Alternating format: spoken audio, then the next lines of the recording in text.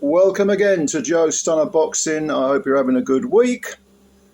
The purses for the Alexander Usyk Daniel Dubois rematch have been cited as being anywhere from 100 million to 120 million for Usyk, pounds, not dollars, and 50 to 70 million pounds for Daniel Dubois.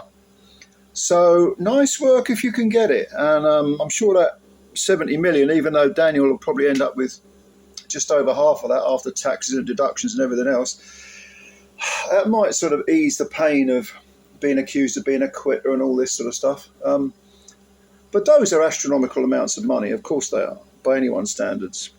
And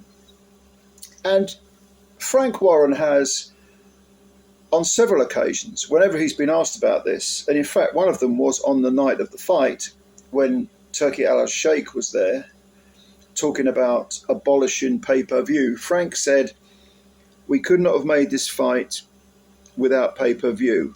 Okay. I call bullshit. Okay. What Frank means is that we could not have paid those astronomical amounts of money if pay-per-view, unless pay-per-view was in place. Okay. For pay-per-view to not have taken place, Alexander Usyk may have had to take 25 million. I'm only putting these figures, out of the top of my head. I don't know if this is entirely accurate, but let's say for the sake of argument, instead of 120 million, he took 25 million. Daniel Dubois, 12 million, 15 million. Okay.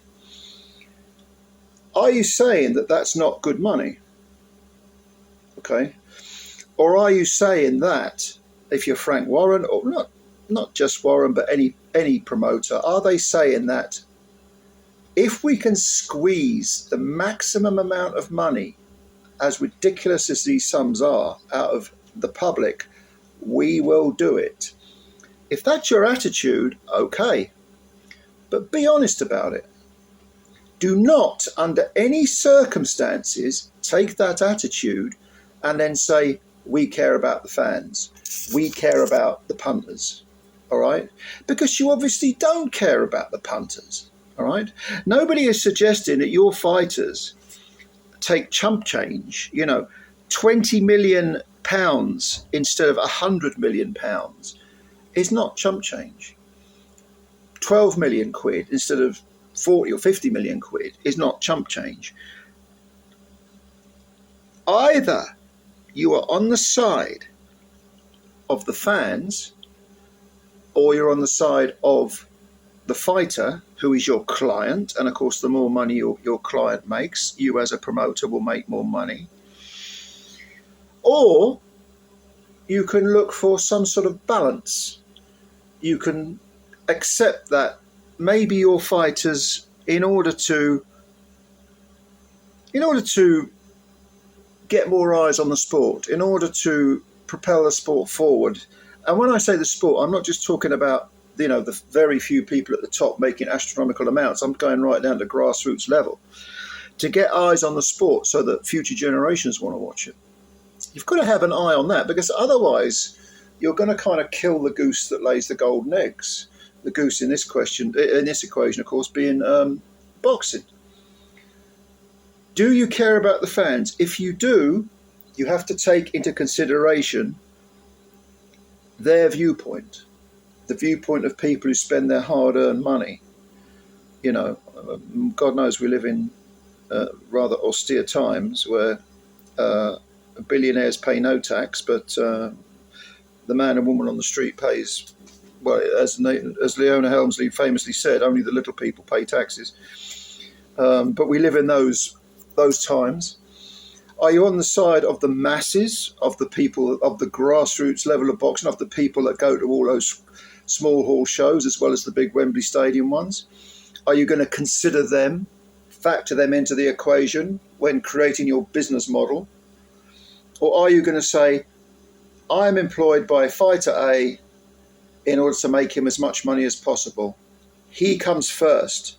And if I can maneuver the public narrative up to the point where the public are going to just accept that 25 quid for a pay-per-view on top of their subscription to the Zone is inevitable. If I can manufacture that type of mentality, that type of narrative, then I'll do it, regardless of whether there's any morality involved. You know, I've got to look after my fighter. My fighter comes first. Essentially, I'm employed by him, and that's the way it's going to be. You know, so it depends what you want. But what I won't tolerate is, we can only do the fight with pay-per-view because, you know, Alexander absolutely has to have 120 million, and Daniel, he has to have 70 million. Sorry, we can't be a penny less. You know, 20 million, 25 million. Oh, it's chump change. We don't want that. No, it's got to be 120.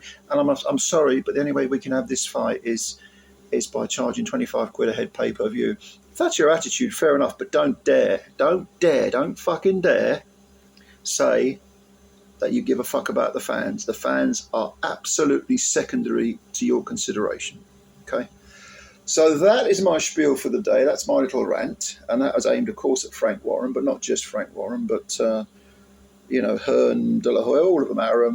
They're all vulture capitalists, and they're not as bad as, you know, someone like Dana White.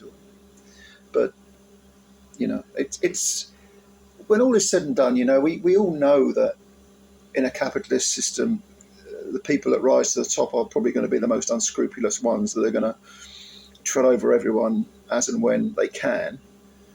But that's just the nature of the beast. What I can't put up with, I mean, if they are like that, I know who my enemy is. But what I can't put up with is bullshit, is sneaky snideness. I don't like that. Excuse me. I don't like that. And up with this, I will not put. So let me know what you think. You agree with me? Do you disagree? Comments below as usual. And I'm looking forward to reading them.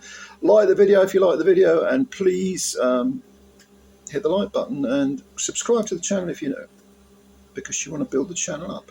We've had lots of views, lots of new subscribers in the last week. I do hope you're enjoying the channel. And yeah, I will speak to you soon. Bye for now.